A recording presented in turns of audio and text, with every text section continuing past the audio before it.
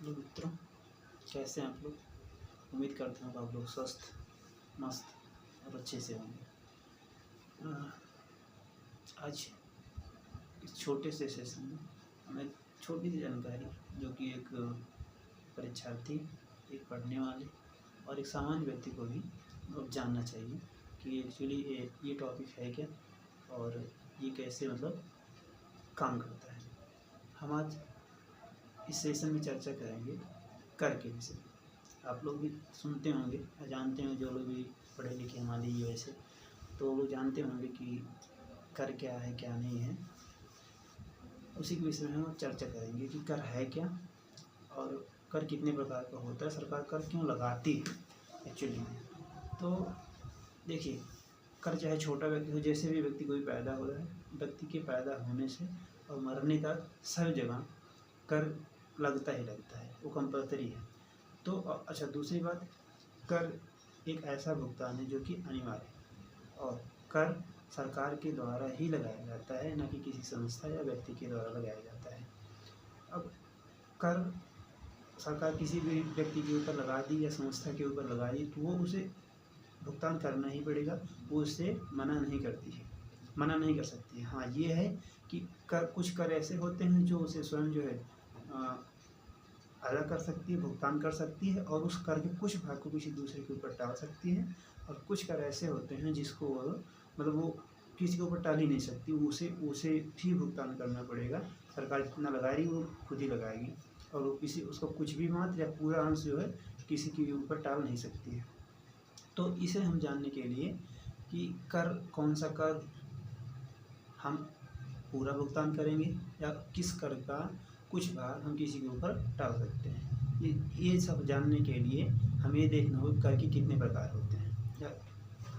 अब देखें कि कर जो है मुख्यतः दो प्रकार के होते हैं। एक कर होता है प्रत्यक्ष कर और दूसरा होता है अप्रत्यक्ष कर, यानी कि परोक्ष कर। प्रत्यक्ष कर को डायरेक्ट टैक्स कहते हैं और अप्रत्यक्ष कर को इनडायरेक्ट टैक्स कहते हैं। तो डायरेक्ट टैक्स जो होता है वो सरकार जो है जिस भी व्यक्ति के ऊपर, जिस भी संस्था के ऊपर लगाती है उसे ही भुगतान करना पड़ता है। और अप्रत्यक्ष कर जो होता है, परोक्ष कर यानी इनडायरेक्ट टैक्स, वो जिसके ऊपर लगाती है वो तो उसे भुगतान करेगा ही करेगा, लेकिन उसको भुगतान करने के बाद उसके भार को, जो भुगतान किया जाएगा उसका छोटे से भाग को या उसके बड़े भाग को दूसरे के ऊपर ट्रांसफ़र कर सकता है, हस्तांतरित कर सकता है, मतलब अपने भार को कम कर सकता है। ये परोक्ष कर होता है। अच्छा हाँ, इसमें ये देखेंगे कि कर दो प्रकार हमने देखा कि परोक्ष कर और प्रत्यक्ष कर। अच्छा, कर सभी के ऊपर लगाया जाता है या सबके ऊपर नहीं लगाया जाता, ये भी देखना जरूरी होता है। तो बेसिकली जब दो प्रकार के हम कर देखते हैं, एक तो प्रत्यक्ष कर होता है और दूसरा प्रत्यक्ष कर होता है। हाँ, सरकार जो है इसके लगाने का आधार होता है, यह सरकार किसी के ऊपर ऐसे ही नहीं लगा देती। इसमें जो प्रत्यक्ष कर होता है उसका आधार होता है व्यक्ति की इनकम या व्यक्ति की संपत्ति, व्यक्ति का लाभ वगैरह। और जो परोक्ष कर होता है वो व्यक्ति किसी वस्तु या सेवा को जब लेता है, यानी कि उसका उपयोग करता है, उसके वजह से लगाया जाता है। अब जैसे प्रत्यक्ष कर हम देखेंगे कि जैसे मान लीजिए हम गवर्नमेंट जॉब कर रहे हैं या कोई भी व्यक्ति गवर्नमेंट जॉब कर रहा है, तो उसकी जो इनकम होगी उसका एक आधार होगा, एक मानक निर्धारित करती है सरकार कि हाँ, इस मानक के अंदर मान लेते हैं कि वो सरकार मानक निर्धारित की है कि जो भी व्यक्ति 5 लाख या 10 लाख मान लेते हैं कि 10 लाख अगर वो साल भर में कमाता है, 10 लाख के ऊपर जितना ही कमाएगा उसके ऊपर हम 5% टैक्स लगाएंगे। तो ये क्या हो गया, प्रत्यक्ष कर हो गया, इसे आयकर कहते हैं। और ये उसी व्यक्ति पर लगाया जाएगा जो वो कमाएगा और वह किसी दूसरे के ऊपर टाल नहीं सकता है। ये तो प्रत्यक्ष कर हो गया। इसी हिसाब से जो कंपनियां होती हैं उनके जो लाभ होते हैं, उनकी जो आय होती है, उसके ऊपर भी सरकार टैक्स इम्पोज करती है या लगाती है। तो उसका भी एक आधार होता है, वो एक मानक के थ्रू आएंगे कि सरकार वो निर्धारित की रहती है कि हाँ, इतना जब सरकार किसी कंपनी की आय होगी तभी उसके ऊपर टैक्स लगाया जाएगा, यानी कि उसके उस इनकम के उस दायरे में जब वो कंपनी या वो व्यक्ति आएगा तभी उसे जो है कर का भुगतान करना पड़ेगा, अन्यथा वो कर का भुगतान नहीं करेगा, यानी कि वो कर से छूट पाएगा। अब इस हिसाब से जैसे प्रत्यक्ष कर की हमने बात कर दी, कोई व्यक्ति जॉब कर रहा है, कोई कंपनी है, उसकी आय पर लगता है। अब परोक्ष कर की हम बात करते हैं, मान लीजिए कोई भी व्यक्ति होता है, जैसे कि एकदम सिंपल जो एग्जाम्पल लेते हैं कि छोटा व्यक्ति है, वो गया मान लीजिए दुकान पे गया वो लेता है 10 रुपये का चॉकलेट लेता है, 50 रुपये का चॉकलेट है, कुछ भी कितनी भी मतलब अमाउंट में कितने भी रुपये का चॉकलेट लेता है, तो उसको एक पैकेट में जो जिस भी पैकेट में उसे मिलता है वो पैकेट लाएगा, खा लेगा। अब आप लोग ये सोचेंगे कि ये व्यक्ति ये बच्चा जो व्यक्ति खरीद के लाया है वो कर कैसे अदा करेगा, लेकिन उसने भी उस कर अदा किया है। कैसे अदा किया है? वो परोक्ष कर अदा किया है। अब परोक्ष कर कैसे कि चूंकि सरकार उसके आय के ऊपर नहीं लगाई है, सरकार यहाँ ये देख रही है कि अगर जो भी मतलब कोई भी व्यक्ति इस वस्तु को या इस सेवा को उपयोग करेगा उसके ऊपर कर लगाया जाएगा। मान लीजिए हम चॉकलेट नहीं खरीदते हैं, नहीं खाते हैं, तो हम चॉकलेट के जो ऊपर टैक्स लगाया गया वो हम भुगतान नहीं करेंगे, लेकिन जो उसका मतलब जो चॉकलेट खाएगा या जो बिस्किट खाएगा या जो कोई भी वस्तु खरीद के लाएगा उसके ऊपर सरकार कुछ मात्रा में, कुछ परसेंटेज में, कुछ प्रतिशत में कर लगाई रहती है। यानी कि अगर हम उस वस्तु को खरीदेंगे तभी जाके हम उस कर को अदा करेंगे, अन्यथा उस कर को अदा हम नहीं करेंगे। ये यहाँ ये जो परोक्ष कर है इसका आधार क्या हो गया? वस्तु एवं सेवा को उपयोग करना, कंज्यूम करना। तो ये तो परोक्ष कर की बात हो गई। इसी तरह से जैसे हमने क्या बताया प्रत्यक्ष कर में, प्रत्यक्ष कर का आधार क्या होता है?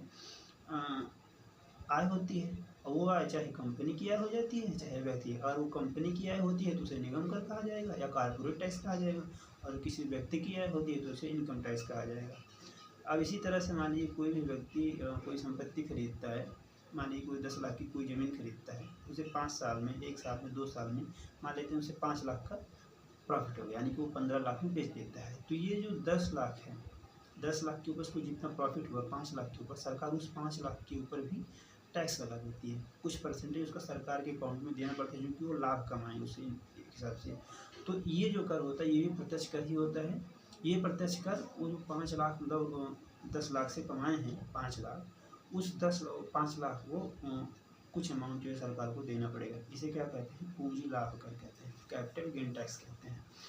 तो अच्छा हाँ, अब जैसे थोड़ा टेक्निकली भाषा में जाएंगे, जब मतलब कोई अर्थशास्त्र के विद्यार्थी से अगर पूछेंगे तो ये 2 आधार जो हमने बताया है कि ये तो आय होता है आधार या संपत्ति होती है, ये प्रत्यक्ष कर के दायरे में आएंगे, और जिनका आधार वस्तु एवं सेवा होती है वो परोक्ष कर के दायरे में आएंगे। लेकिन कुछ कर ऐसे होते हैं जिनको इस आधार पर उसे डिपेंड नहीं किया जा सकता है कि ये प्रत्यक्ष करे या परोक्ष करे। जैसे अब कोई भी व्यक्ति जा रहा है रोड पे, तो आप लोग भी जितने भी लोग रोड यूज करते हैं, सड़क पे जाते हैं, वाहन यूज करते हैं, उनको टोल टैक्स देना पड़ता है। अब आप बताइए कि कैसे वो टोल टैक्स कौन सा कर है, प्रत्यक्ष कर है परोक्ष कर है? अब जनरली तो ऐसे कोई नहीं जान पाएगा। तो यहाँ ये वाला सिस्टम फेल हो जाता है कि यहाँ वस्तु या सेवा ये वाला मानक यहाँ फेल हो जाता है। तो एक टेक्निकली मतलब एक तकनीकी भाषा में कहा जाता है कराघात और करापात, यानी कि इम्पैक्ट एंड इंसिडेंस। तो इम्पैक्ट फर्स्ट बर्डन मतलब पहली बार सरकार जिसके ऊपर लगाती है, जिसका भार पहली बार मतलब जो सरकार कर लगाती है उसका पहली बार जिसके ऊपर भार पड़ता है उसे कराघात कहते हैं, यानी इम्पैक्ट कहते हैं। और जो फाइनली उसे पे करता है, फाइनली उसे भुगतान करता है, उसे इंसिडेंस कहते हैं, यानी कि करापात कहते हैं। एक तो कराघात हो गया इम्पैक्ट, और इंसिडेंस कराघात, सॉरी करापात, इम्पैक्ट। अब ये देखेंगे जैसे टोल टैक्स है, हम जा रहे हैं गाड़ी लेके, तो यहाँ ये देखा जाएगा कि सरकार हमारे ऊपर टैक्स लगाई, क्योंकि उस वस्तु एवं सेवा का यूज वहाँ हम ही कर रहे हैं, और वो टोल टैक्स जब सरकार हमारे ऊपर लगाएगी तो हम उसको किसी के ऊपर टाल नहीं सकते हैं, यानी शिफ्टिंग नहीं कर सकते हैं। यानी उसका इम्पैक्ट एंड इंसिडेंस यानी कराघात, यानी कि first money burden and second money burden finally हमारे ऊपर ही पड़ रहा है। हम यूज कर रहे हैं रोड का, हमारे ऊपर टोल टैक्स लगा सरकार, हम ही पे कर रहे हैं, यानी कि कराघात और करापात सेम हमारे ऊपर ही पड़ा है, इसलिए उसे क्या कहेंगे? प्रत्यक्ष कर ही कहेंगे। इसलिए यहाँ ये मानक जो है हट जाता है, कौन सा जो है मानक ये प्रत्यक्ष कर है या ये परोक्ष कर है। तो इसके लिए होता क्या है, जो जनरली मतलब अच्छे से जानकार लोग होते हैं वही जो है बता सकते हैं कि प्रत्यक्ष कर है, या जो पढ़े लिखे होते हैं अच्छे मतलब तकनीकी भाषा ये सिंपली, तो उसके पहले अभी हमने जैसा बताया वो सिंपली भाषा है, लेकिन जो जैसे कुछ कर होते हैं इनको जो है तकनीकी भाषा नहीं समझा जाता, जो अच्छे जानकार होते हैं पढ़े लिखे होते हैं वही समझ सकते हैं। तो अब ये तो ये हो गया। अब दूसरे हिसाब से हम देखेंगे कर के प्रकार में कुछ 4 प्रकार के होते हैं। दूसरे हिसाब से जो प्रकार है उसमें एक होता है सरकार मतलब किस हिसाब से सरकार कारारोपित करती है, उसके हिसाब से अगर प्रकार हम देखें, इसमें पहला आता है प्रगतिशील कर। प्रगतिशील कर क्या होता है? प्रगतिशील यानी प्रोग्रेसिव टैक्स। अच्छा, प्रोग्रेसिव इसमें सरकार आधार क्या लेती है कि किसी भी व्यक्ति या कंपनी या संस्था की जब इनकम जैसे जैसे जैसे जैसे बढ़ती जाती है, कंटिन्यूसली जैसे जैसे बढ़ती जाती है, उसके ऊपर जैसे जैसे आधार बढ़ता जाएगा उसके ऊपर सरकार जो है कर बढ़ाती चली जाएगी। इसीलिए इसको प्रगतिशील कर कहा जाता है। प्रगतिशील क्यों? प्रगतिशील मतलब वो आगे धीरे धीरे बढ़ती जाती है। कोई भी इनकम चाहे कोई भी व्यक्ति होता है तो उसको जो कर लगाया जाएगा वही प्रगतिशील कर लगाएगा, यानी कि वो उसमें लगातार जैसे उसकी लगातार आय बढ़ती जा रही है, जैसे जैसे उसकी आय बढ़ती जाएगी सरकार उसके ऊपर वैसे वैसे टैक्स बढ़ाती चली जाएगी। अब जैसे हम देखते हैं, हमारी मान लेते हैं सरकार ने निर्धारित किया है कि 10 लाख या 5 लाख के ऊपर 5% टैक्स लगाएगी, ठीक नहीं, 5 लाख मतलब टैक्स फ्री है। अब 5 लाख से 10 लाख जिनकी इनकम है उनके ऊपर 5% टैक्स लगेगा। तो यह देखा जाएगा। उसके बाद 10 लाख से 15 लाख तक जिनका उनके ऊपर 10% लगेगा। उसके बाद 15 लाख से 20% जिनका होगा उनके ऊपर 15% टैक्स लगेगा। तो यहाँ देख रहे हैं हम कि जैसे जैसे व्यक्ति की इनकम बढ़ती जा रही है, व्यक्ति की आय बढ़ती जा रही है, उसके ऊपर टैक्स का रेट बढ़ता चला जा रहा है। इसीलिए इसका जो है इसे प्रगतिशील कर कहते हैं, यानी कि जैसे जैसे व्यक्ति की आय बढ़ती जा रही है वैसे वैसे वो टैक्स रेट सरकार से ऊपर बढ़ती चली जा रही है। अब इसमें दूसरा प्रकार, अच्छा हाँ, ये जो प्रगतिशील कर होता है, जितने भी लोग देश विश्व के देश हैं सभी, खास करके कल्याणकारी राज्य जो होते हैं, कल्याणकारी राष्ट्र होते हैं, इससे क्या होता है कि असमानता को मतलब ये कम करने का सरकारी को उपकरण के रूप में इसको यूज करती है। अब कैसे? जैसे मान कोई गरीब व्यक्ति है और कोई अमीर व्यक्ति है। अब ये जैसे मान इनकी इनकम बढ़ती जा रही बढ़ती जा रही बढ़ती जा रही, तो अमीर अमीर अमीर होते चले जाएंगे। जो गरीब होती है उनको भी थोड़ा मतलब अपर करने के लिए सरकार क्या करती है, ये जो उनका बढ़ता लेवल होता है जरा थोड़ा थोड़ा काट देती है, यानी कुछ परसेंट के ऊपर टैक्स लगा देती है। और ये टैक्स जो होता है, ये टैक्स सरकार के ऊपर कुछ सरकार के पास इनकम चली जाती है। तो सरकार क्या करती है, इस इनकम का उपयोग जो निचले तबके के लोग हैं, गरीब लोग हैं, उनके कल्याण के ऊपर लगा देती है। उनका भी कल्याण हो जाता है और वो भी थोड़ा मतलब बढ़ जाते हैं इनकम लेवल में। अब इसमें दूसरा प्रकार देखते हैं। पहला तो हो गया प्रगतिशील, दूसरा हो गया प्रतिगामी। अब इसमें क्या होता है? प्रतिगामी समझिए। प्रतिगामी मतलब रिग्रेसिव। पहला था प्रोग्रेसिव, दूसरा है रिग्रेसिव। रिग्रेसिव में क्या होता है कि जैसे जैसे व्यक्ति की इनकम बढ़ती जाती है वैसे उसका उस पर टैक्स रेट यानी कि कर दर बढ़ती जाती है। अब मान लीजिए हम क्या करें, मान लीजिए हमारी 10 लाख इनकम है, 10 लाख हमारी इनकम है, तो 10 लाख इनकम पे 10% टैक्स सरकार लगा रही है। इसी हिसाब से जैसे हमारी इनकम बढ़ के 15 लाख हो गई, सरकार हमारे ऊपर अभी तक 10% था, हमारे ऊपर 8% टैक्स लगा दी। उसके बाद फिर मान लेते हैं हमारी इनकम बढ़ के 20 लाख हो गई, सरकार हमारे ऊपर 5% टैक्स लगा दी। तो इसमें हम देख क्या रहे हैं कि हमारी इनकम बढ़ती जा रही है, हमारी जैसे जैसे इनकम बढ़ती जा रही है हमारी टैक्स रेट जो है सरकार हमारे ऊपर टैक्स रेट कम करती चली जा रही है। इसीलिए इसे प्रतिगामी कर कहते हैं, मतलब उल्टा हिसाब से। एक तरफ देख रहे हैं आय बढ़ रही है लेकिन दूसरे हिसाब से देख रहे हैं टैक्स की दर घटती चली जा रही है, इसीलिए प्रतिगामी यानी पश्चिगामी कह सकते हैं। हिसाब से कि व्यक्ति की इनकम बढ़ती जा रही है लेकिन उसका कर रेट जो है घटता चला जा रहा है। इसे मतलब कहा जाता है कि ये जो है समाज में या किसी भी देश में असमानता को बढ़ाता है। और ये जो प्रतिगामी कर होता है ये गरीबों के ऊपर ज़्यादा भार होता है। इसमें पिछले वाले कर के प्रकार में हम एक पॉइंट बताना भूल गए थे कि जो प्रगतिशील कर होता है उसमें अमीरों के ऊपर ज़्यादा भार पड़ता है और गरीबों के ऊपर बहुत कम भार पड़ता है। अब इसमें चले जाते हैं प्रतिगामी कर में। इसमें होता क्या है कि जो प्रतिगामी कर होता है इसमें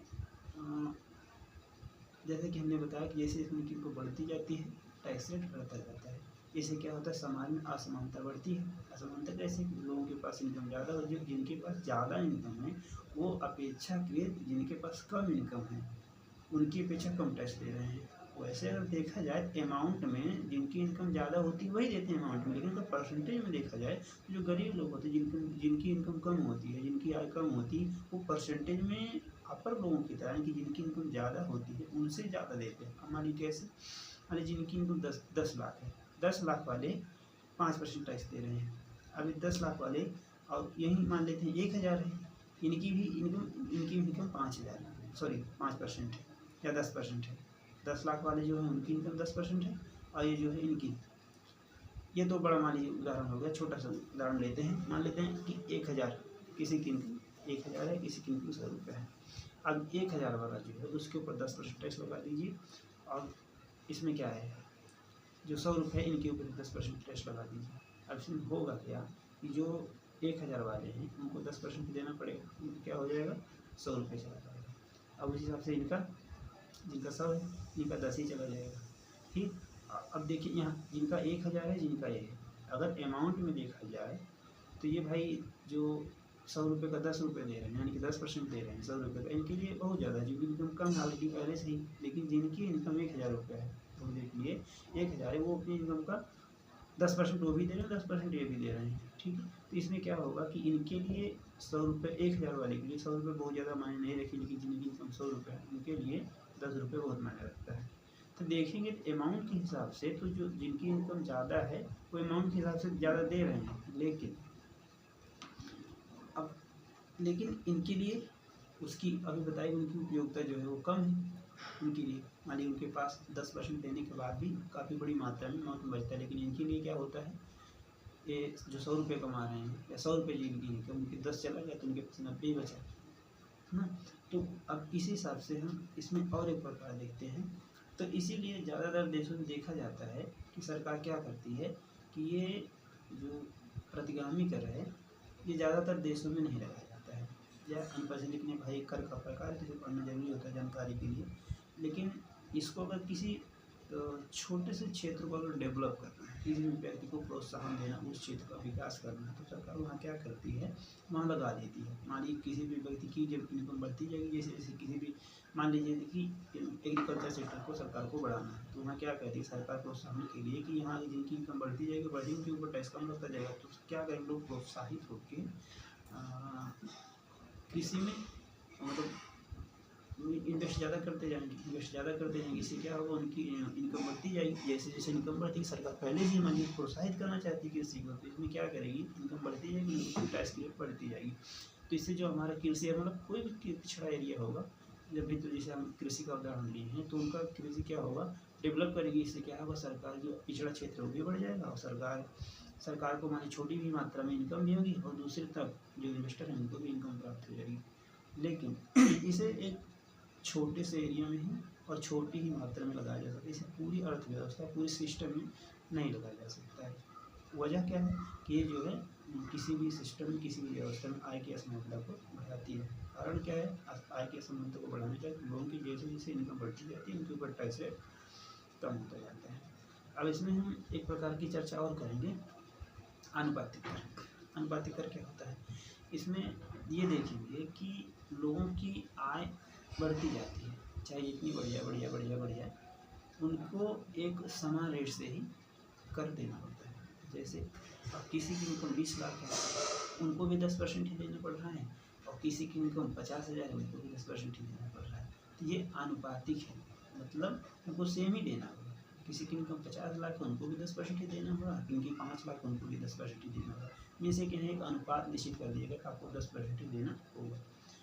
तो यहाँ भी देखा जाता है कि मतलब जो अमीर लोग हैं उनको एक हिसाब से अमाउंट के हिसाब से हो सकता है ज़्यादा देना पड़े, लेकिन गरीबों के लिए जो कम इनकम वाले हैं उनके लिए ज़्यादा भार पड़ता है और अपेक्षाकृत यानी कि बड़ी इनकम वाले। और इसमें जो भार अभी जैसा कि हमने बताया कि भार अमीरों के ऊपर अपेक्षाकृत कम पड़ता है, जो उनकी इनकम का अमाउंट भाई बड़ा होता है और जो छोटी इनकम ग्रुप वाले हैं उनके ऊपर बर्डन एक हिसाब से देखें तो ज़्यादा ही पड़ता है। अब इसमें अगला प्रकार हम देखते हैं अधोगामी प्रकार। अच्छा हाँ, जो ये आनुपातिक कर है इसे इंग्लिश में प्रोपोर्शनेट टैक्स कहते हैं। उसमें हम अगला प्रकार देखेंगे अधोगामी यानी डिग्रेसिव टैक्स। ज़्यादातर विश्व के जितने भी देश हैं ज़्यादातर इसी टैक्स रेट को फॉलो करते हैं, जितने भी चाहे वो कल्याणकारी राज्य हों या जितनी भी अच्छी अर्थव्यवस्था हैं, जितने अच्छे देश हैं इसी कर व्यवस्था को ही वो फॉलो करते हैं। तो अब हम देखेंगे कि अधोगामी कर क्या है। अधोगामी के जैसे अभी कि हम प्रकार में देखे थे प्रगतिशील कर, उसमें हमने क्या देखा था कि जैसे जैसे व्यक्ति की इनकम या संस्था की इनकम बढ़ती जा रही है उसमें क्या होता है कि इनकम बढ़ने के साथ यानी कि आधार बढ़ने के साथ आधार बढ़ने के साथ उनकी टैक्स रेट बढ़ती चली जा रही है। लेकिन अब इसमें हम क्या देखेंगे कि ये जो अधोगामी कर है, अच्छा प्रगतिशील कर और दूसरा अभी जैसा हमने क्या बताया प्रोपोर्शनेट टैक्स आनुपातिक कर। आनुपातिक कर में क्या होता है कि एक सेम रेट से ही मतलब उनको एक लेवल पे ही रख के उतने पे ही उनको कर लगाया जाए, चाहे उनकी 50 लाख हो जाए, चाहे 1 करोड़ हो जाए, और चाहे उनकी 5 ही लाख है, उनको 10% ही देना होगा, तो वो अनुपातिक कर हो जाता है। और इसी हिसाब से अब इसमें जो अधोगामी कर है, डिग्रेसिव कर है, जैसे कि हमने बताया मोस्टली मतलब ज़्यादातर देशों में यही व्यवस्था को ही लागू किया गया है। तो इसमें ये जो प्रगतिशील कर है और जो आनुपातिक कर है, इन दोनों का मिला जुला रूप ही डिग्रेसिव टैक्स होता है। अब इसमें होता क्या है, इसे डिग्रेसिव क्यों कहा जाता है? एक हिसाब से दोनों का मिश्रण। कैसे कि इसमें एक होता है कि एक सीमा तक व्यक्ति के ऊपर जो है प्रगतिशील कर लगाया जाता है। मान लेते हैं जैसे 10 लाख से 10 लाख पे 5%, 20 लाख पे 10%, उसके बाद 30 लाख पे 30%। अब होगा क्या, 30 लाख अपर लिमिट है, ये 10% निचली लिमिट है, अपर लिमिट क्या है 30% है।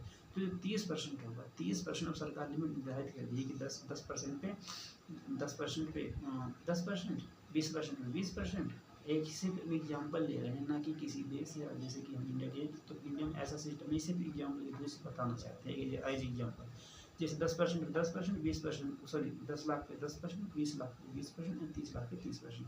अब होगा क्या, सरकार 30 लाख जो है मैक्सिमम लिमिट है। अब 30 लाख के ऊपर लोगों की इनकम चाहे जितनी बढ़ जाए, चाहे 30 लाख, चाहे 50 लाख, चाहे 1 करोड़, 2 करोड़, जितनी भी हो जाए, उनके ऊपर 30% टैक्स लगाया जाएगा। तो ये क्या हो गया, जैसे जैसे हमने देखा कि 10%, अगर उनके 10 लाख है 10%, और 20 लाख है 20%, 30 लाख है 30%। अब 10 लाख से 30 लाख इनकम होने में, तो जैसे जैसे उनकी इनकम बढ़ रही 30 लाख तक, 10 लाख से 30 लाख तक जैसे उनकी इनकम बढ़ी, जैसे जैसे उनके ऊपर टैक्स की दर बढ़ेगी। लेकिन 30 लाख पे आने के बाद उनकी इनकम पे जो कर अनुपात है, यानी कि कर की दर है, वो रुक जाता है। मतलब अब इसके ऊपर उनकी इनकम चाहे जितनी हो जाएगी, उसके ऊपर कोई फर्क नहीं पड़ेगा, चाहे उनके 50 लाख हो जाए, चाहे 1 करोड़ हो जाए, चाहे 2 करोड़ हो जाए, उनको देना 30% ही है। कहने का मतलब ये है कि यहाँ वो एक अनुपातिक रूप से ही कर देंगे 30% ही, चाहे उनकी 1 करोड़ हो जाए, चाहे 50 लाख हो जाए, चाहे 5 करोड़ हो जाए। और दूसरी बात, दूसरी जगह प्रगतिशील और क्या हम देखेंगे कि जैसे जैसे उनकी इनकम बढ़ी 10 लाख से 10 लाख में 10%, 20 लाख में 20%, 30 लाख में 30%। यहाँ हम क्या देखेंगे, जैसे जैसे व्यक्ति की इनकम बढ़ी, उनकी कर दर बढ़ती गई, लेकिन एक सीमा के बाद अब एकदम आगे पैरेलल हो गई। ठीक, तो यहाँ इसीलिए इसे इसका मिश्रित रूप कहा जाता है, अधोगामी। अब इससे क्या होगा कि इसमें उद्यमियों को या निवेशकों को या जो लोग भी होते हैं, उनको एक प्रोत्साहन मिलता है कि हाँ चलिए सरकार एक मतलब प्रोत्साहन के तौर पे दे रही, नहीं पता लगे सरकार या कोई भी निवेशक, कोई भी जो उद्यमी होते हैं, वो जितना कमाएंगे पता लगे सरकार उनका ज़्यादा से ज़्यादा भाग ले ही लेगी, तो लोग भाई हतोत्साहित हो जाएंगे ना, वो कमाएंगे कि अगर सरकार को जब वो मान लेते हैं कि जैसे 30 लाख पे हमने बताया 30% ले लिया, अब 40 लाख पे 40%, 50 लाख पे 50%, मान लेते हैं 80 लाख पे 80%। अब अगर कोई 80 लाख कमा रहा है, तो उसको अगर 80% दे ही देगा, तो उसका तो कितना चला जाएगा, लगभग 64 लाख वैसे ही चला जाएगा। तो भाई वो ज़्यादा क्यों कमाएगा, 16 लाख, अगर कोई 80 लाख कमा के 64 लाख सरकार को ही दे देगा, और मतलब उसके पास जो है 16 लाख ही बचेगा, तो उसे 80 लाख कमाने क्या मतलब। तो इसीलिए सरकार यहाँ क्या करती है कि एक मतलब मिश्रित रूप अपनाती है, ताकि जो उद्यमी जो निवेशक है उनको जो है एक प्रोत्साहन मिलता रहे कि हाँ वो मतलब वो निवेश करें। उनको एक मतलब क्राइटेरिया डिसाइड कर देते हैं कि उनकी एक फिक्स इनकम उनके ऊपर, उससे ज़्यादा उनको टैक्स नहीं देना पड़ेगा। तो ये कर के प्रकार हैं। और कर, जैसा कि हमने पिछले चीज़ बताया कि कर क्या है, क्या नहीं, सरकार क्यों लगाती, सरकार कर लगाती क्यों, सरकार को विभिन्न प्रकार के खर्चे करने पड़ते हैं। कल्याणकारी स्टेट होता है, उसके पास तमाम खर्चे होते हैं, तो उसके तमाम इनकम भी होती है, उसमें कर भी है। इसलिए सरकार कर लगा के अपनी तरफ, जैसे हम जैसे इनकम कमाते हैं, हमारी आय होती है, उसी हिसाब से सरकार जो है एक आय का जरिए होती है कर, इसलिए सरकार कर लगाती है और उसके पास आय आती है। इससे क्या होती है, कल्याणकारी योजनाओं की विभिन्न प्रकार जैसे स्कूल खोलना और कल्याणकारी से किसी को पेंशन देना, वेतन देना, इत्यादि इत्यादि दुनिया भर के जो काम होते हैं सरकार की मतलब व्यवस्था में, उन सबको इनके हिसाब से मैनेज करती है। तो इन कर में प्रत्यक्ष कर हमने देख लिया, परोक्ष कर हमने देख लिया। और प्रकार में अगर हम देखें, जैसे कि एक प्रकार बताया कि हम प्रत्यक्ष कर क्या है, परोक्ष कर क्या है, और फिर कुछ और प्रकार बताया, दूसरे टाइप का प्रकार जो है वो इसमें प्रगतिशील कर यानी कि प्रोग्रेसिव टैक्स, और रिग्रेसिव टैक्स यानी कि प्रतिगामी कर, और फिर हमने बताया आनुपातिक कर यानी प्रोपोर्शनेट टैक्स, और अगला हमने बताया अधोगामी कर यानी कि डिग्रेसिव टैक्स। तो ये एक छोटा सा सेशन था जिसमें हमने इसके विषय में जानकारी दी। अगर आपको कहीं भी दिक्कत होगी तो आप कमेंट करके पूछ सकते हैं। इसके विषय में हमने अपना बेहतर से बेहतर देने का प्रयास किया है। अच्छी लगी हमारी जानकारी तो आगे आने वाले जो भी वीडियो हम डालेंगे तो एक प्रतियोगी छात्र के लिए भी और एक आम व्यक्ति के लिए भी कि मतलब उसे क्या समझना चाहिए आम जानकारी के हिसाब से और एक विद्यार्थी के हिसाब से भी देंगे। मतलब अगला वीडियो या जो भी वीडियो आएगा नेक्स्ट, अगर अच्छा लगा हो तो चैनल को सब्सक्राइब कीजिए, वीडियो को लाइक कीजिएगा और अपने दोस्तों तक भी शेयर कीजिए। Thank you.